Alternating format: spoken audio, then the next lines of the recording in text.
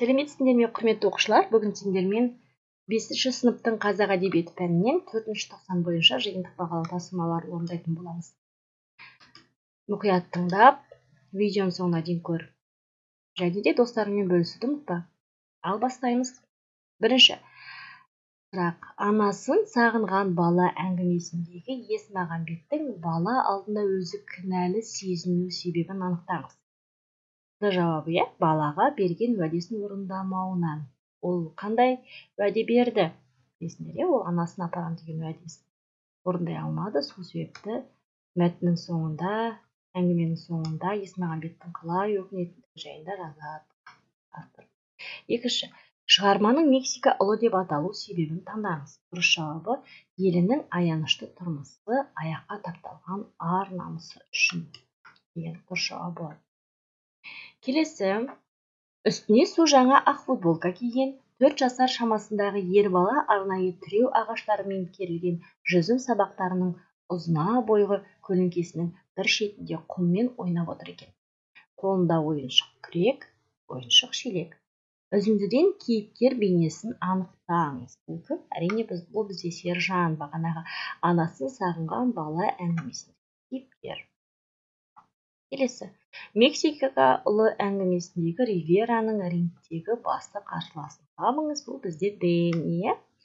Шығармадан оқыдыңдар, әңгімеден білесіңдер.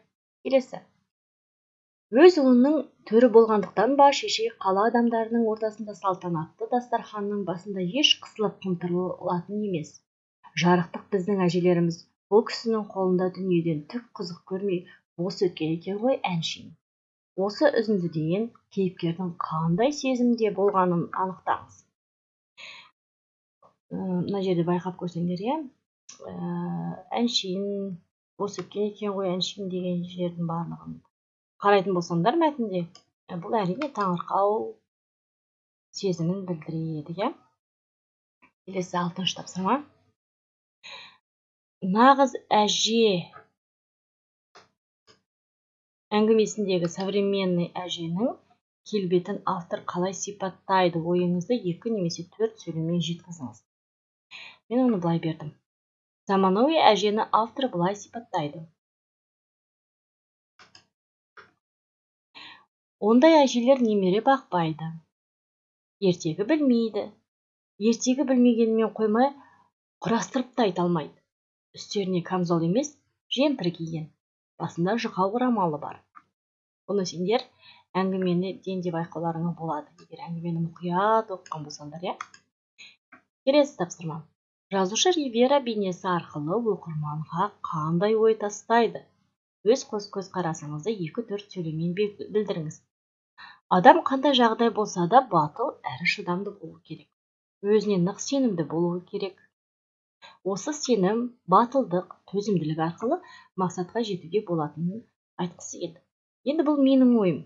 Егер сендер шығарманы толық оқыған болсаңдар, бұл жерде жалғастырып өздеріңнің ойларыңды жазсаңдар болады. Келесі 8-ші тапсырма. Азат неліктен кішкентай қыздарына әжені көрсетуге уәде етті? Өз көзқарасыңызды 2-4 сөйлеммен білдіріңіз. Балалары нағыз әжені көргісі келетінін айтты. Олар әженің ертегісін тыңдағысы келетін, нағыз әжемен кездесетін күнді асыға күтеді деп жаздым мен. Келесі.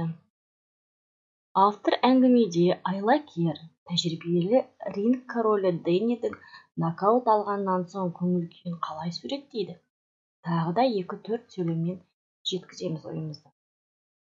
Бала қазір оның еркінде, бірақ Ривера бұл айламен оны ашық қалдырып, жойқын күшпенен ектің астынан ұрды. Дэнни мұрттай ұшты. Яғни, бұл жерде Дэнни өзіне соншалықты сенімді болады, оны сендер толықтырып айтсаңдар болады осы жерде. Келесі 10-шы тапсырма. Бұл жолы оның бетінен әлденеше рет сүйді. Сүйіп болып, Сержанның бетіне қараса, баланың 2 көзінен жас сорғалап тұр екен. Үзінді әңгіме кейіпкері не себепті осындай көңіл күйде болды? 2-4 сөйлеммен сипаттаңыз. Бұл жерде бізде Сержанның көңіл күйін сұрап тұр. Қандай көңіл күйде болады? Сержан жылап жіберді, себебі ол анасын қатты көргісі келді. Ал Есмағамбет кешендер оны Алматыға алып кететінін айтты. Бірақ та бұл уәдесін орындамайды, иә. Шығармамен толық танысқан болсаңдар, сендерге бұл таныс, әрі сендер осы сұрақтарға оңай жауап бересіңдер, балалар. Енді келесі 11-ші тапсырма, бұл жерде мақсатымен танысып шығайық. Асыл әжем, ғасыр әжем аңсаған, сағынышым сары ормандай самсаған. Әке болып жүргенімді ұмытып, әлі күнге еркелеймін мен саған дегендей, әже туралы пікірге өз көзқарасыңызды білдіріп, эссе жазыңыз. Менің әжем деген эссе тақырыбын қойдым. Енді бұл жерде нағыз әже туралы да айтсамдар болады. Әже қандай болу керек деп менен сұраса, менің әжемдей деп жауап берер едім. Менің әжем нағыз әже. Таң атысымен тұрып, бізге қаймағын дайындап қояды. Күні бойы құрт пісіреді, нан жабады. Әжемнің құртының дәмі мүлде бөлек қой. Құртының бір-екеуін үнемі қалтасына салып жүреді. Ойнап келіп, қалтасына қолымызды жүгіртіп, бір-бір құртты ұртымызға салып алып, қайта кетеміз. Жатар алдында барлық немерелерін қасына жинап алады да ертегі оқиды. Кейбіріміз ертегі аяқталмай ұйықтап қаламыз. Олардың үстіне көрпесін жылылап жабады да ертегісін ары қарай жалғастырады. Оқып болған соң ақылын айтады. Мен әжемді қатты жақсы көремін. Туған күніне әжеме өлең арнадым. Онда әжеме деген бар махаббатымды жаздым. Қайда жүрсем де әжемді қатты сағынатын боламын. Мінекей балалар, сендермен 5-ші сыныптың қазақ әдебиеті пәнінен 4-ші тоқсан бойынша жиынтық бағалау тапсырмаларын орындап болдық.